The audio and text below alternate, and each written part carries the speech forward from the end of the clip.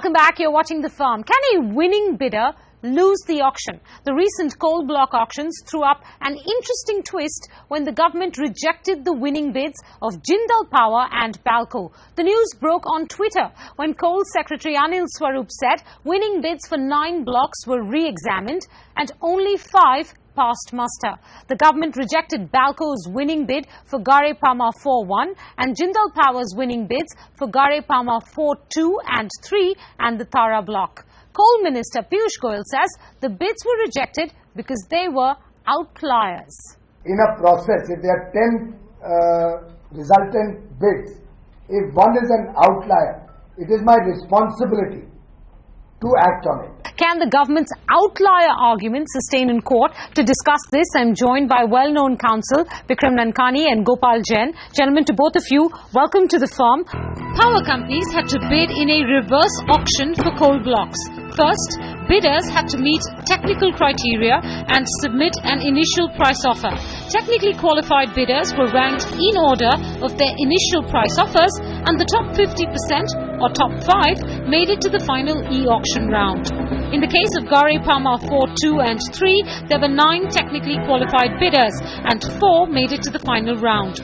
Jindal Power made the winning bid at negative 108 rupees. But a month later, the government said the bid does not reflect fair value. Well, I think it would be most unfair and unjust because after the race is over and there is a winner, you can't put the clock back. The whole purpose of having a transparent auction system is that whoever is the winner of that process obviously is entitled to the block. And it was to minimize any form of government intervention or exercise of discretion. But quite clearly, the government wants to still have the last word, and that would send out a wrong signal, because when you have a concluded process and it's been done as per the rules of the game, then I think the result should stay as it is, which is why I think the court has also entertained it and has given protective orders till it decides the matter finally. But Vikram, the government can have the last word, can't it? Because if you look at the standard bid document, in several places when it deals with such circumstances, there is no requirement for the government to explain why a preferred bidder will not become the successful bidder or why a bid is being rejected. Menka, we must remember that tendering is ultimately it falls in the realm of contract law. But because we have government on one side and that's who's the tenderer in this case, you have to import certain overarching principles which are found in the constitutional law. Essentially what they mean is that in the decision-making process, the government must act fairly and transparently.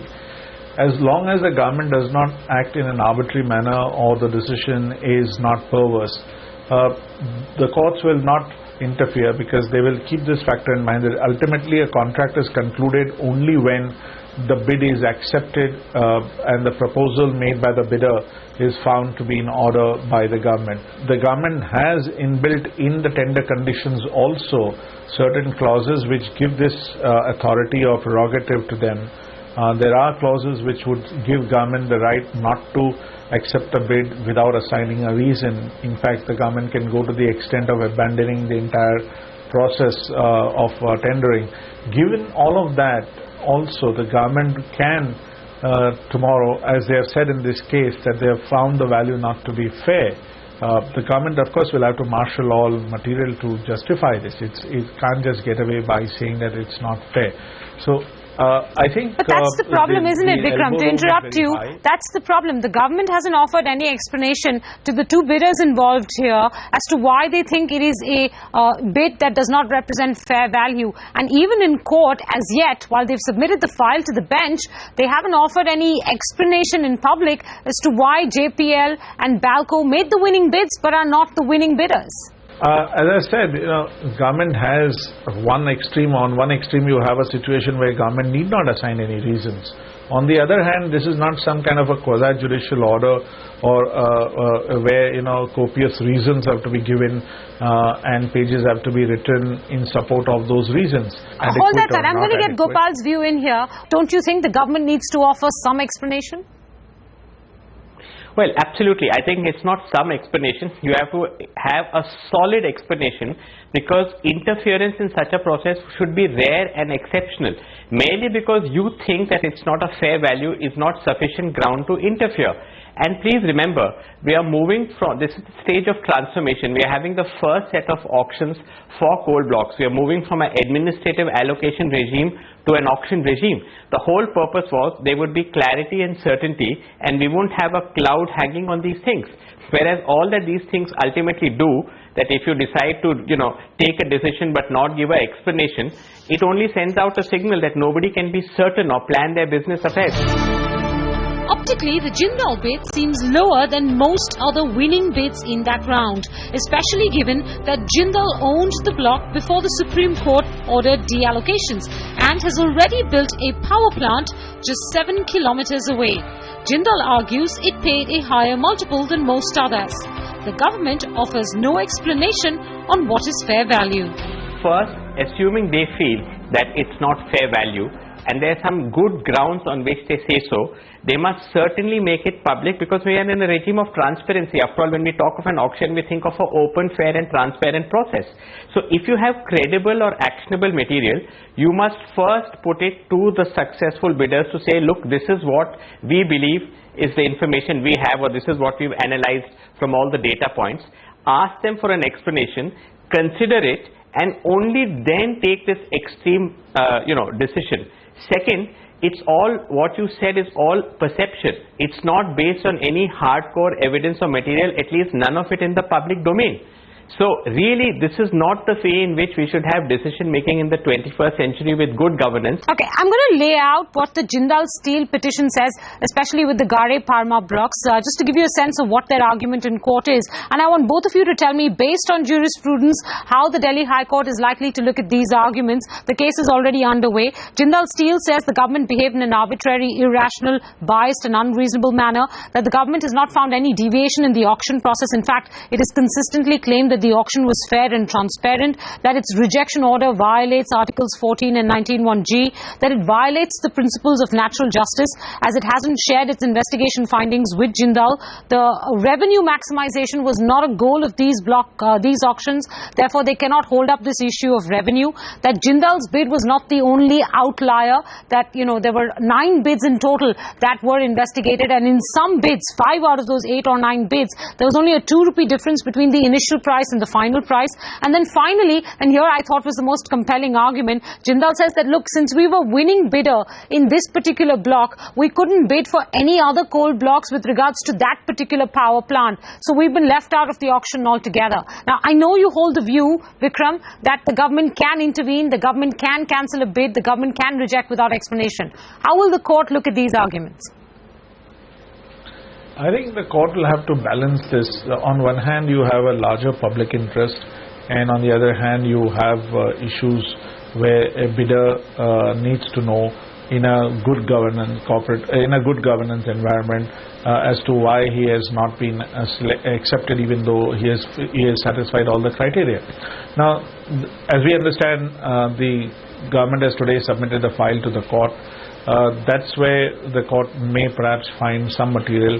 Ultimately, if the court finds that the privilege claimed by the government in not disclosing it to the other side but handing over the file merely to the court is not good enough, the court will then take a decision as to whether to share these documents with the petitioner, and maybe the petitioner will get an opportunity to deal with them. But as I said, the jurisprudence, when you use the word jurisprudence, the jurisprudence is very clear that the government is not bound to even accept the lowest bid. This law has been laid down for the last almost 3 decades, and therefore, as long as the government, and this is more so in the case of national resources that we have now seen, and very often we find that if in round 1 the government has cancelled the process but gone in for the second round of bidding, the price is much better, or the government gets a better deal. So these are all issues which, of course, have to be tested today on the yardstick of reasonableness. But I think the latitude which is available to the government is very wide. It has got a very wide elbow room, and I think the court will respect that and look at it from that perspective. Now, would you agree, Gopal, especially keeping in mind that natural resource and public interest have now become catchphrases? So if the government says, look, I don't want to give this out, if I have the slightest suspicion that this is not the best bid I can get and I want to rebid this, is the court going to stand in its way? So Menka, let me first say this, that the grounds that you read out seem to be powerful grounds. Second, what is public interest? Public interest also lies in maintaining the sanctity and integrity of the decision-making process by which there is now a winning bidder. As you said, the race is over and they've won fair and square, at least insofar as the outside world is concerned. Second, when you have a bidding strategy, when you plan your business affairs, and the Supreme Court clearly in the Vodafone case says, listen, we need to have certainty so that people can plan their business affairs. So when you participate in this is part of your bidding strategy. So, and the whole point is that even in the presidential reference, the government has clearly said revenue maximization is not our objective. And the only ground which at least we hear from the debate in the public domain is that, oh, the price was not fair, it's lower. Now you yourself say that there's a larger public purpose in first having an auction process and then the end result of supporting power plants or steel plants, etc., and generation of cheaper power. So you have to look at it in the larger public interest context, that do you want to have an auction process and apply old rules which apply to tenders of a different kind. All right, gentlemen, we're going to leave it there. We will, of course, hear from the Delhi High Court in the days to come. Thank you both for joining us on The Firm. And with that, we're going to have to wrap up this edition. But before we go, here's a quick reminder that our email address has changed. You can now write to us at thefirm.cnbctv18@gmail.com or follow us on Twitter, Facebook and LinkedIn. Thanks very much for watching. We'll see you next week. The Firm, India's only show on corporate law, tax and audit matters.